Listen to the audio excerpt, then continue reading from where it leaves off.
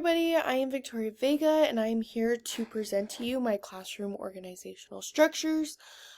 Before I start, I do want to apologize. I'm getting over a cold, and so if I kind of start to have my voice cut in and out, that is why, but I will try to do my best.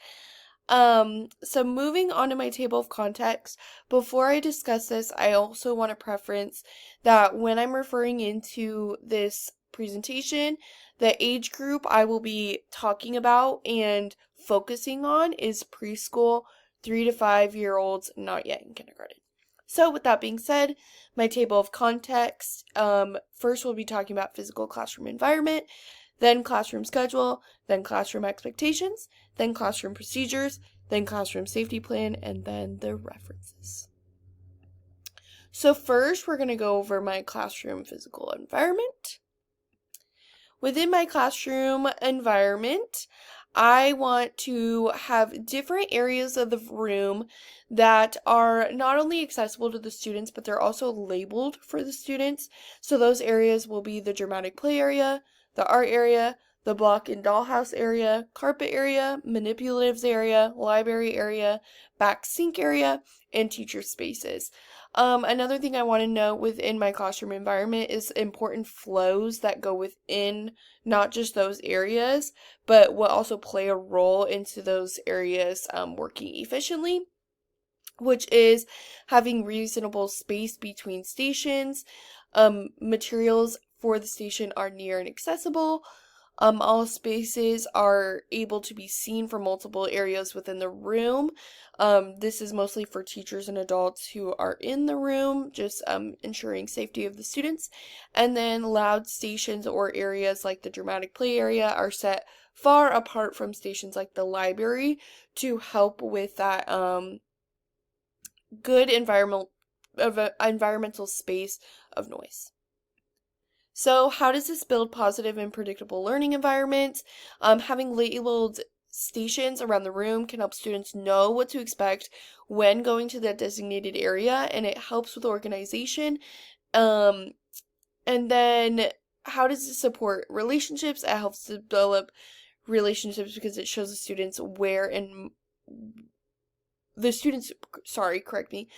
shows that the students were in mind when creating this environment, that it was created in the sense of how it would meet their needs.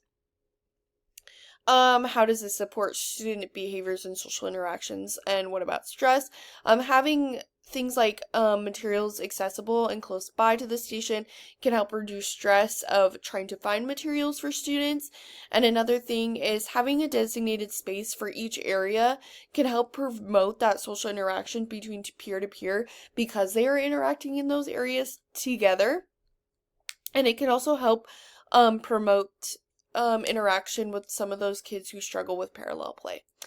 How does this provide a safe and challenging learning environment? This is making enough space between different areas within the classroom, and it helps create a more movable and accessible environment, which is safe for the students, and it also ensures that each area is being well observed by all adults in the room, which then also ensures safety within the classroom. So, moving forward to my classroom schedule, when creating this classroom schedule, I went off the work environment I currently work in, which is from 9 to 12 is our morning group, and then 1 to 4 is our afternoon group. The 1 to 4 would follow the same schedule, just obviously 1 to 4. So, I have my arrival time, morning activities, choice time, circle time, bathroom breaks, small group, or large group activity depending on the day, story time, getting ready to go to snack time itself, outside playtime, and then of course dismissal. I also want to note that this will be written out for adults. However, it will be in pictorial viewpoints for students to follow and be able to interact with so they know what is coming next in their schedule. I really want to hit home on how this builds a positive and predictable learning environment only if we're consistent. I think it's sometimes we see schedules that are laid out beautifully, but it's the consistency that drives them and what actually benefits the students. So I think just really implementing this schedule and being consistent with it is what makes it positive and predictable for the learning environment. And of course, there is things like that come up, like weather interruptions or travel around the school that may interrupt the schedule, but there should be that firm foundation of the schedule throughout the year. Support how the schedule supports relationship is, I truly think it helps build that trust in students that they know what's coming in their day when they come into your classroom. Following this, how does it support student behaviors and social interactions? What about stress? I think it helps promote social interactions among peers, routinely going over their schedule as well. Again, like I just hinted, knowing what is happening and having that sense of being able to predict what may happen in the day and what will happen next in their day. And I think too, being able to go over that schedule with their peers helps promote that social interaction. And I think it keeps us safe just by knowing what's coming next. It keeps us safe because then if something were to happen, we know what part of the day we left off and stuff like that. And I think it also creates that challenge of helping students understand what is coming next, and it holds them to that expectation that is held of them of what is coming next in their schedule once they learn. So then, moving into my classroom expectations, I have a couple different areas, like expectations I have for the playground, expectations for different areas during choice time, expectations for snack time, expectations during circle time.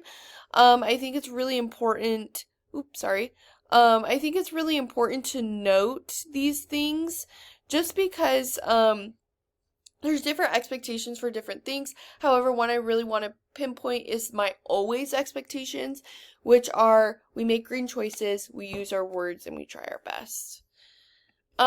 This helps us build a positive and predictable learning environment because having classroom expectations helps our students understand what is expected of them at all times and ensures everyone is ready to go for a good day.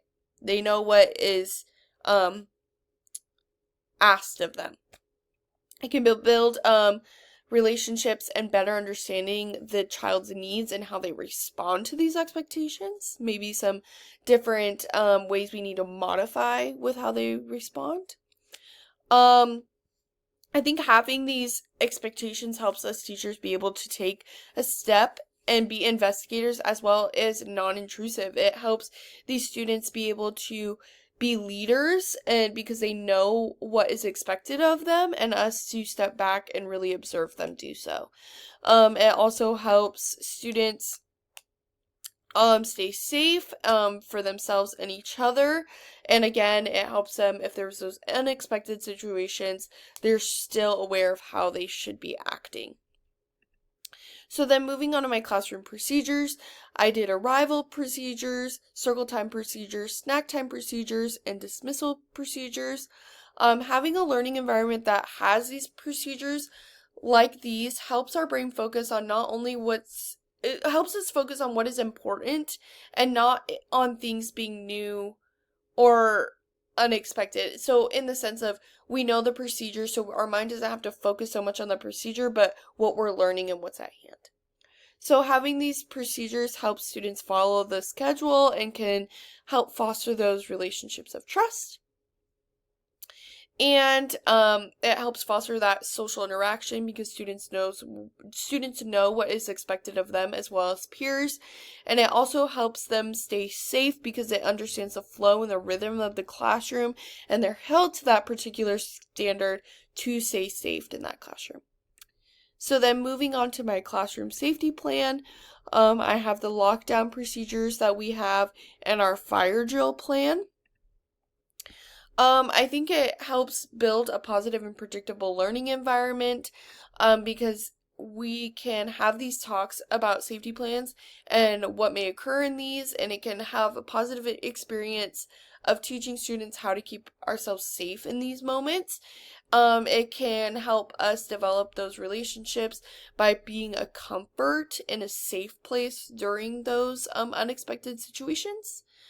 It can foster social interactions by discussing those with a group of students, as well as reducing stress by talking about these plans and what to do prior to them happening, like at the beginning of the year.